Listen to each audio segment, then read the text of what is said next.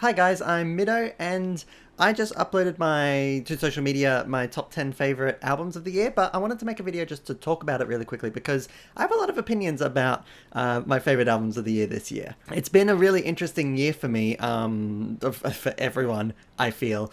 In terms of some awful things have happened this year, but we actually got a lot of really good albums and art in general to help us along through that time. I mean, I listened to more music than I ever have, but there was never there wasn't really any albums that really elevated themselves to be my absolute favorites of the year, but tons that I really love. So when I was coming up with my favorite albums list, it was really easy to narrow it down to top 10. There was 10 really obvious albums for me, but I wasn't really able to ever find a nice order. Even sometimes albums that would be 8 or 9, I was like, maybe this is my favorite album of the year. I just had no clue of any sort of order. So in the end, I decided that I don't have an order. I've just got 10 albums and I love them all and they're all my favorite of the year.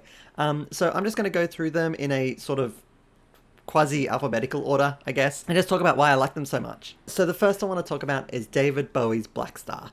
I don't really know what to say because so much has already been said. What else can you say about this album? But what I can talk about is my personal experience with Bowie. Growing up, David Bowie was one of the most influential artists, I think, to my taste. Bowie was the first artist I really discovered where his music really meant something, where he was telling stories with his music, and I appreciated the poetry of his lyrics, and also I appreciated production for the first time with his music. His style really influenced the music that I like nowadays a lot. But the crazy thing is that the exact same thing happened with Black Star. I've never seen someone portray their own death so beautifully, and not only that, but it was just a phenomenal album on the day I listened to it, which was before he died, which was the day it released. There's not a better way of describing it but a swan song, and it's his legacy that he's left to us, and it's gorgeous and it's stunning and it's beautiful and I love it. The second album I want to talk about is this Melbourne trio called Camp Cope. It's their self-titled debut album, and I love it so much. They have a really great voice. Not just like Georgia Mack's vocal talents, which is great, but they're actually talking and singing about really important things. It's just things like just life in the modern world, living in a city, but also living in the city as a woman. And for me, listening to this album was an act of empathy. The lyrics just really they just cut through to the issues at heart. Yeah, they just help me understand people who aren't me in a better way, and I think that's really important. The music's great as well. It's just great garage sort of rock music. Gets a bit samey. I'm looking forward to what they do in the future. I think they've got heaps of potential. One of the biggest finds for me of the year was Car Seat Headrest, who I think would have been one of my favorite artists if he was around 5-10 years ago making the music that he is nowadays. I feel like I'm a bit too old for what he is getting at lyrically. It's a bit teenagery, a bit juvenile for my liking sometimes, but that doesn't stop him from being an excellent lyricist, way ahead of his years. And he's just having fun with rock music. He doesn't mind being a bit too corny or cliche sometimes, but also not sticking to the general formula of rock music, making these sprawling 12-minute tracks that aren't post-rock by any means. They're just normal rock songs, and he just has fun with it, and brings a lot of sincerity, I think, to it, and a lot of humor. He's doing a lot of things that are really well, and I think he's going to shake up the indie rock world a lot in the future. I really hope so, at least, because it will be for the better. Did I mention it's called Teens of Denial? That's the album name, Teens of Denial. I say I don't have a favorite album of this year, but I actually do. It's just not from this year. It's from 2015, and it's Carly Rae Jepsen's Emotion. 2016 was the year of Carly Rae Jepsen for me. Last year, when Emotion came out, I was listening to a lot of pop music, and I did check out Emotion, but I just kind of glanced over it really quickly because I was hearing a lot of that same sort of stuff. But this year was my year of indie rock music, if you hadn't noticed already. And so when I checked out Emotion at the beginning of the year, I fell in love with it, and I just can't get enough of it. This is the album that I've listened to the most of the year. But this is an album from 2015, and my point is that Carly Rae Jepsen released an EP called Emotion Side B, which is basically a bunch of tracks that didn't quite make the cut on the album. But the crazy thing is that all these songs are just as good as anything off Emotion. You could just swap any of these songs and it would work perfectly. It's just got such care and love given to these songs. Apparently she wrote like, hundreds of songs and she wanted to put like 40 on the album, but the label wouldn't let her. And so this turned out to be a really great EP because just all the songs are still really strong, just as strong as anything from Emotion. Next is Utopia Defeated by Didi Dumbo, an album which I'm hoping to introduce a lot of people to because nobody's really heard of him outside of Australia, but it was one of my most anticipated albums off the back of a single song, Tropical Oceans, which is just fantastic song. What Didi Dumbo gave us with Utopia Defeated is a much fuller version of his sound and his music, and going in directions. He doesn't stray too far. I don't really know what I would call his genre. I guess it's a bit mathy. It's still really pop. I think it's his vocals that are so like expressive and just out there. That actually kind of brings it into accessibility. I mean, he's not doing anything like terribly strange or anything, but he does, dabble in a lot of different areas, and I don't know how to explain it. I think you guys should listen to this because I think he's one of the most exciting artists in Australia right now. The next album is really special to me. It's kind of almost a spiritual journey listening to this album. It's Katy Day's Flood Network. Katy's record label describes her music as nightmare pop, which is just perfectly apt because listening to Flood Network is kind of scary. Immediately, you are just assaulted with these terrifying vocal textures and these layers upon layers of glitch noise pop. And she's singing about things about like being covered in fleas, and it's a total nightmare. It's a hellish soundscape that you're immediately assaulted with. I mean, to be honest, I didn't even really enjoy the first half to begin with. But then halfway through the album, you get this song called Oh Fear the Light, which I feel like is really appropriate. And for the first time ever, you have a sense of rhythm to the music. And it feels like hope. It feels like for the first time, you can actually escape this nightmarish hellhole. And from that point in on the album, there's cohesion and there's beauty, and it feels like you were like slowly escaping from hell, being pulled away by this angel. By the time the track Deck comes along, you feel like totally safe and redeemed and happy. It's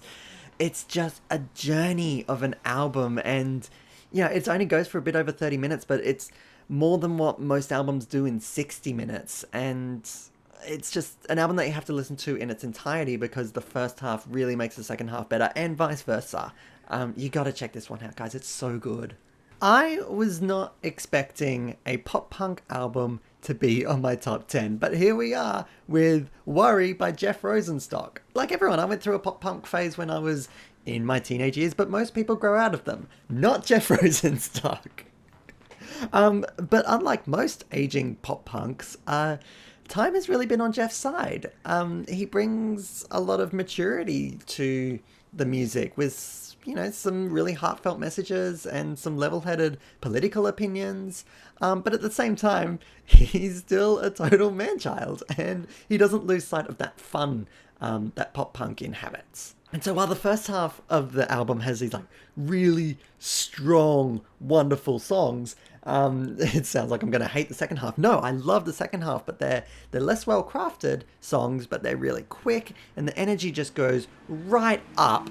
And what you're treated to is, sorry about the sound, what you're treated to is this sort of medley of pop punk songs and like ska songs and actual punk songs. It's basically a pop punk version of Abbey Road, and it's just amazing. It's so good. Again, another album that is so much better in context of its two halves. Perfect for vinyl as well.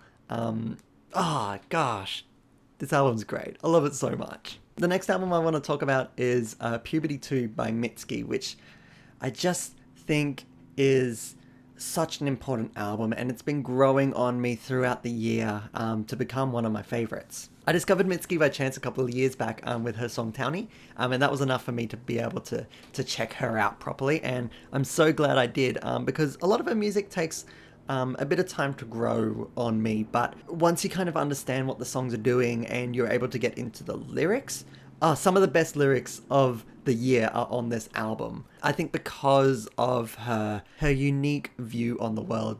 She's half Japanese, half American. You know, songs like Your Best American Girl, which is all about, you know, the troubles that she has dating American men and feeling like she has to hide that Japanese part of her and be the American girl that, you know, that she feels that they require of her. I think she's got an important story to tell, and she just tells them so beautifully, and she's making great music. At the rate that this thing is growing on me, maybe in 6 months' time, I will have one favorite album of the year, and it's this one. Maybe. I don't know. Who knows? It's so good, and it's so important. Penultimately, we have Blonde by Frank Ocean.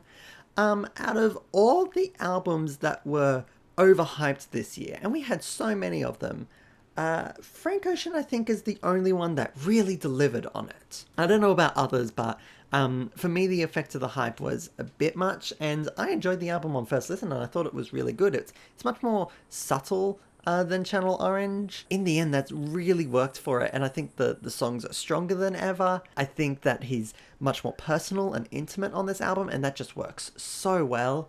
And I think it's a really great blend of, like, R&B, but also there's, like, aspects of indie rock to it, and that just appeals to me so much. Some of the best songs of the year from the entire year are on this album, and Frankie pulled through. He definitely pulled through with this album.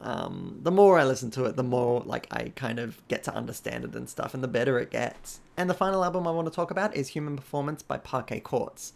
Back in 2014, they released an album called Sunbathing Animal, and it was probably my favorite album of that year, and it instantly elevated Parquet Courts to be one of my favorite bands. I just really love what they're doing. They're making fun, garage rock, punky sort of music, but they're not forgetting lyrics. And I mean, all this year, it's just full of all the music I liked. Basically, was fun rock music with great lyrics, and I think Andrew Savage is a great lyricist, a great poet, and they kind of actually went in the direction I didn't want them to go. I wanted them to go in that more garage rock, a bit more loose sort of thing, but they did do that with 2015's EP Monastic Living, and I hated that.